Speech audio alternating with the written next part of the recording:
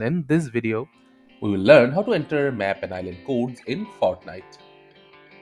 So in order to enter map and island codes in a Fortnite, firstly we'll need to get ourselves a map or island code. In order to do that, we'll use our browser. So firstly open up your browser and head to the search panel.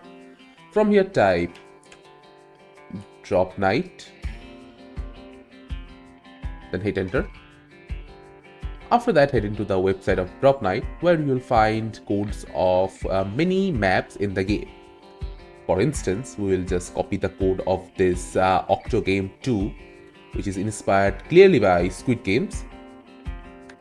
After that, we'll minimize our browser and open up Fortnite.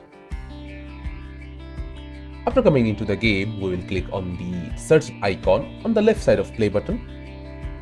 Now paste the code in here by pressing Ctrl+V, then hit enter. After that, we are in the Octogame selection screen. So from here we can just select it. And now by clicking on the play button, we will head into the Octogame. Now as you can see, we are currently in Octogame, the Squid Game version. So this is how you can easily enter map or island codes in Fortnite and enjoy the game like you want. Thank you for watching. Subscribe to our Topical Talks channel for more videos.